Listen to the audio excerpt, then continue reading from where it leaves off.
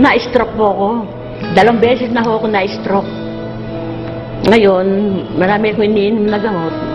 Ang aking pong diabetes, 300. Tapos, ang aking high blood, 170, 180, over 100 ang presyon ko. Ang diabetes ko, 300. Tapos may sakit din po ako sa liver. Meron din akong sa kidney, may sakit din ako. At saka may sakit din po ako sa puso. Hindi, take ko po yung mga narvas, yung mga dukpa na yun. Pero ganun pa rin. Bakit mataas pa rin ang presyon ko? 170, 180, hindi mo mabaksak na pan. Ang diabetes ko mataas din. Ngayon, minsan nagpa-toxic ako dun sa Citizen. Nagpa-toxic ako. May nag-alok sa akin ng Alive. Sabi niya ganun.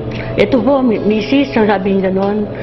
Mabuti po ito sa mga na-stroke, tsaka magaling po itong Alive na ito. O sige, kukunin ko niya. Magaling ba yan? Sabi niya ganun. Makakalakad pa ako ng gusto, sabi niya ganun. Pipilay-pilay ako sa kaniyaya.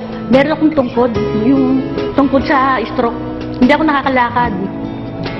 Tinatake kong once before breakfast, 30 minutes before breakfast.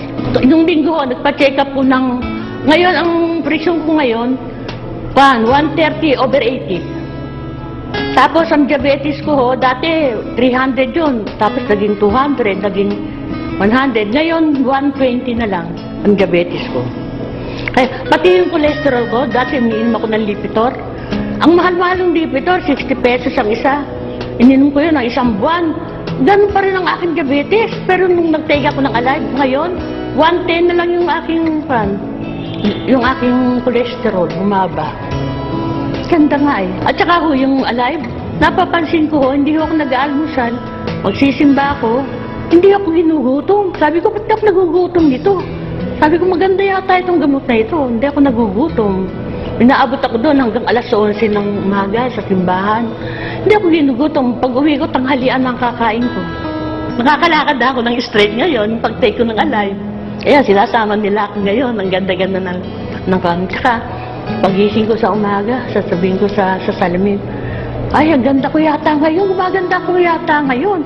At saka healthy ako ngayon. Ay, ganun.